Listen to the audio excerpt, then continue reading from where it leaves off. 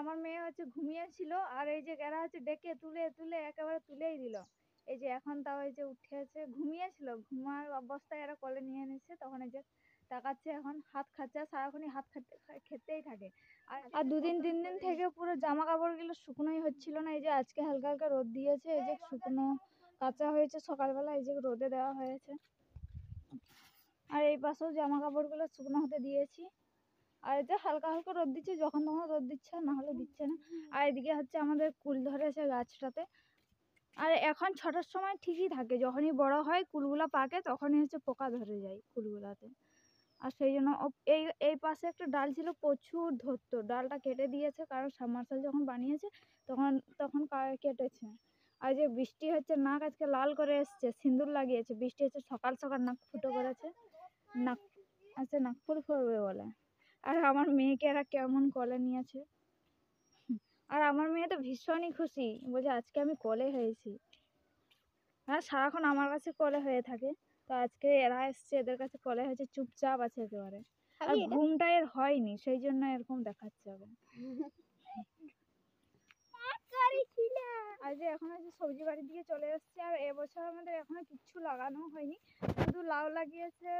পরশুদিনটা মনে হচ্ছে লাউ, আর হচ্ছে বেগুন গাছ কটা লাগিয়েছে, আর টমেটো গাছ কটা লাগিয়েছে। আর এই পাশে হচ্ছে শশা লাগাচ্ছে। আর শশা বীজগুলো নিয়ে আসতে দেখেছিলাম তোমাদের দাদাকে, মনে হচ্ছে শশাই লাগাচ্ছে। কি লাগাচ্ছ? ও, এই 4টা নাড়িতে শশা দিয়েছে। আর তোমাদের দাদা হচ্ছে ভাত টাত খেয়ে সকাল থেকে লেগে গেছে, কারণ এই যে বৃষ্টি হচ্ছিল, কম কম হালকা হালকা বৃষ্টি হয়েছে, তো বলছে লাগিয়ে দিলে তা হবে, বলছে গাছগুলো।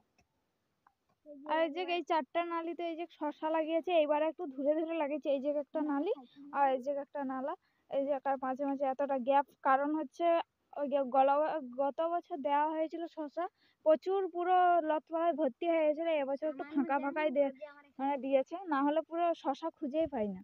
আর মাচা করলে ভালো হয়, তো মাচা করার অত ইয়ে নেই। আর ওদিকে হচ্ছে বাবা হচ্ছে শাক লাগাচ্ছে। কি লাগাচ্ছে? ও কাল্লা লাগাবে ওই পাশে। আমার মেয়ে এতটাই চাটনা হয়েছে, আর বলার নেই, শুধু এর জামা ওর জামা খেতে থাকে, নিজের হাত খেতে থাকে, আর কেমন তাকাচ্ছে বড় বড়। আর আমার মেয়েকে হচ্ছে স্নান করে দিইনি, 2 দিন হলো, হচ্ছে মেঘলা মেঘলা করছে, এখন তো প্রচুর হচ্ছে ঠান্ডা মান্ডা লাগছে, তো সেই জন্য স্নানই করে দিচ্ছি না।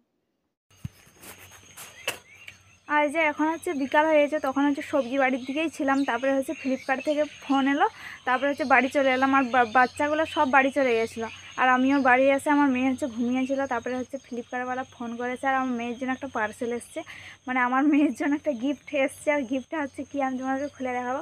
আর গিফট এসছে এক বস্তা, পুরো গিফট এসছে, এই যে ছোটো বস্তাতে করে এক বস্তা দিয়ে গেছে ফ্লিপকার্ট থেকে।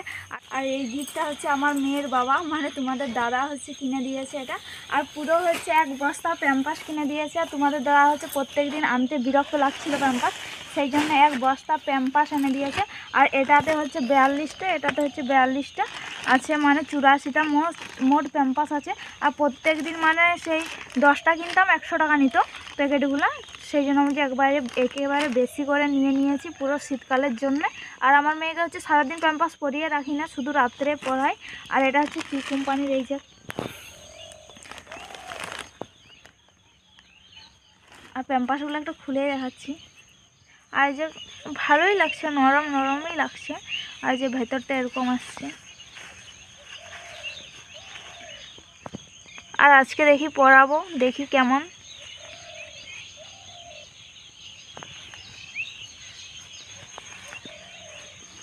আর হচ্ছে আমরা 84টা নিয়েছি, আর 520 টাকা নিয়েছে। আর এটা ভালো কি জানি না, এটা আজকে পরাবো, পরিয়ে দেখি ভালো কি ভালো না।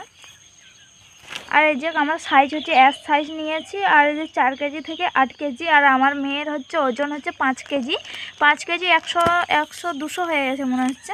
আর এই যে আমরা 4 কেজি থেকে 8 কেজি নিয়েছি, এস সাইজ নিয়েছি।